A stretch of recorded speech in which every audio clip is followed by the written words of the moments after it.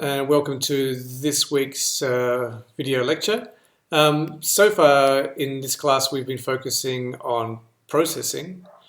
And this week we're going to start looking at pure data. So processing is very much sort of oriented around visuals and interaction. Pure data is more oriented around digital audio. So they're both excellent tools. And they're both well worth knowing and sort of getting familiar with, so that you're able to create interesting interactive media applications. So today, basically, just going to be talking about the very basics of pure data. Next week, we're going to be talking much more about digital audio. Today is more about introducing the basic concepts of programming in PD. It's quite a different way of programming compared to what you're probably used to with textual-based programming languages.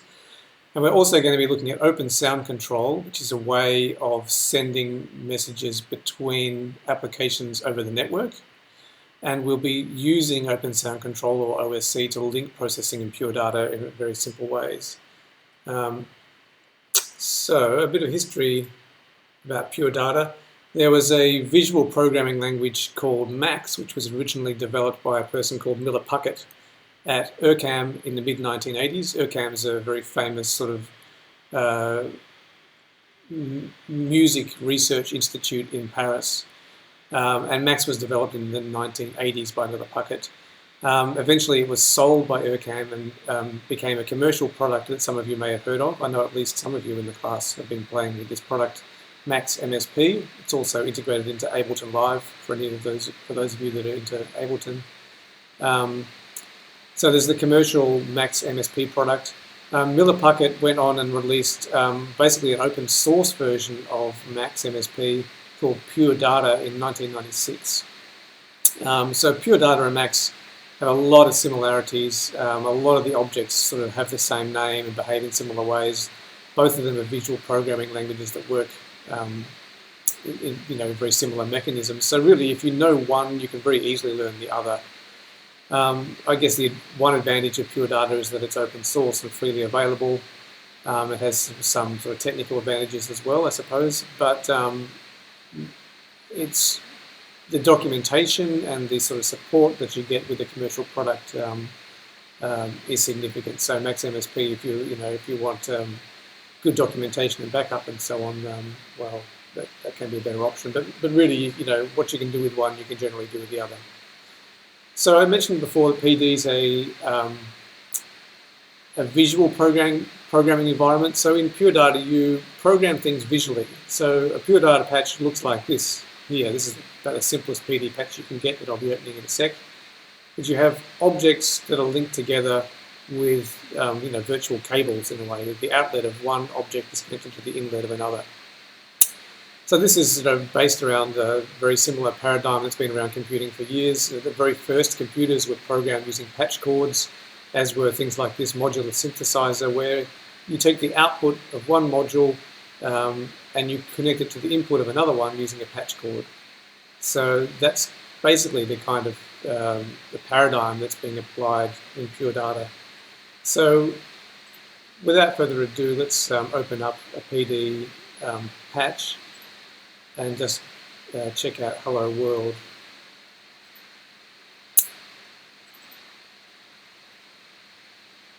So opened up Pure Data. You'll notice straight away there's sort of two things pop up. The first is this window over here.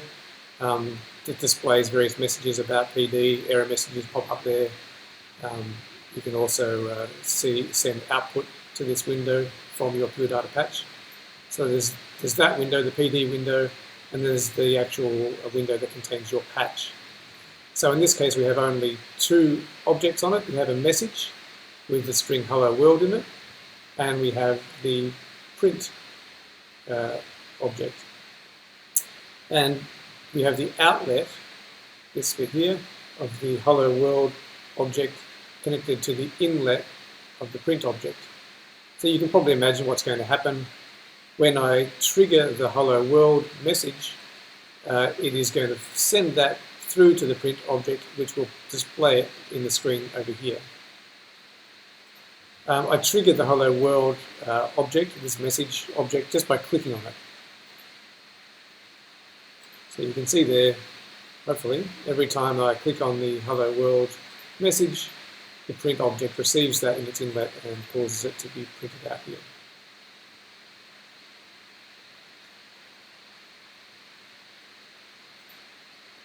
Pretty straightforward.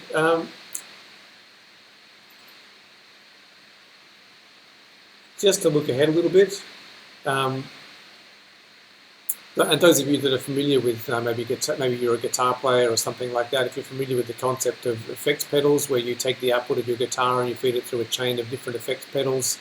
One of them might be overdrive, another one is delay, and then reverb and various other effects. PD kind of works in a very similar and fairly intuitive way to that. So an example here using some digital audio processing is that we're taking the input of the microphone. There's the analog, this is the ADC object, analog digital converter object, but it's basically the microphone in this case for the computer. We're feeding that through this reverb object, which is, as the name suggests, a reverb object that adds reverb to that digital audio. And we're then feeding it back out through a volume control to the output, the digital analog converter, which again in this case is really the speakers of the laptop. So if I turn on digital audio and start talking, we should start to hear a little bit of reverb coming through. Maybe if I increase the room size, not getting much. Okay, bear with me.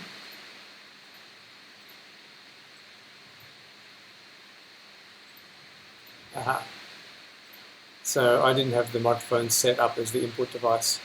It might not let me do it. Oh, it did. And now we get feedback. So now I can't really demonstrate this to you on the video very well because we're getting major problems, but you'll have to take my word for it. Maybe you can just hear it there, that we're getting some reverb out of that patch.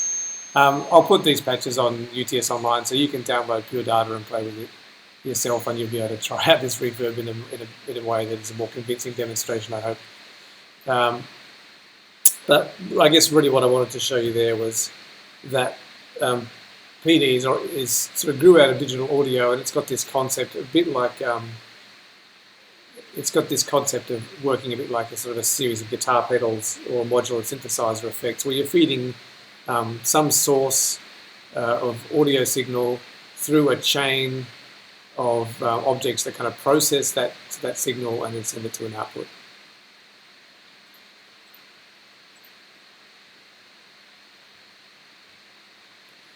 So the basic elements of Pure Data, you have a few different sort of kinds of objects, I suppose. You have the basic object box. It looks like this. That, for example, our print object was an example of one of those, but there's a large number of objects built into PD. Empty object box, when you first create it, looks like that. There's also message boxes, number boxes, and symbol or symbol boxes, and also comments, so you can actually add comments to your patch if you want. So let me just work through some of those. The objects are the main building blocks of your Pure Data patches.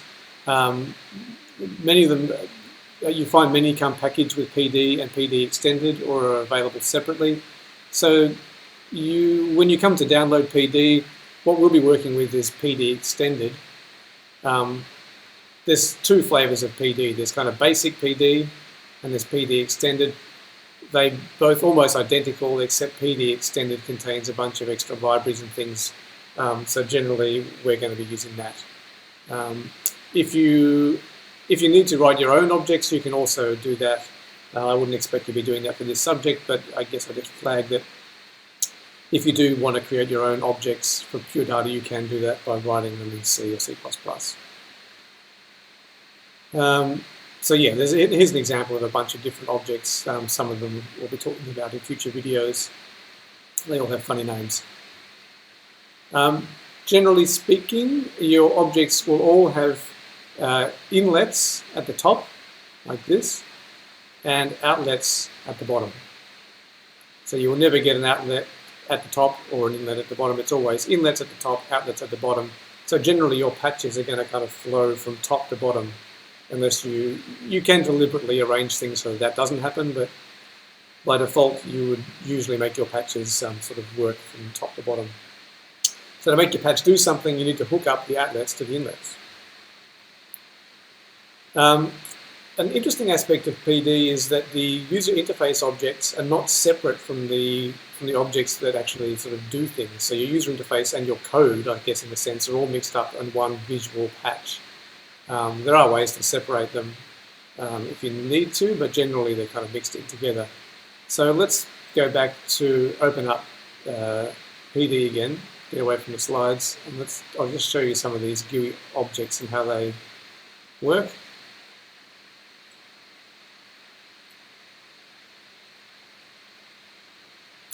So GUI objects are objects like any other object in Pure Data. They have inlets at the top and outlets at the bottom. What we have here is some sliders. So you can see that I can move these sliders up and down, or in this case left and right. And what I've done here is hook up the outlet of this V slider, vertical slider object, to a print object. So the output of this comes into the inlet of the print object. The print object just sends whatever messages it receives, whatever numbers it receives from the slider, into this window over here. So let me see if we can get both invisible at once. And as you can see, as I'm moving this slider up, the values that are getting sent out its outlet move from 127 down to 0 and back up again. Now, of course, I can change the properties of this slider. So if I don't want to go from 0 to 127, I could, for example, instead go from 0 to 1.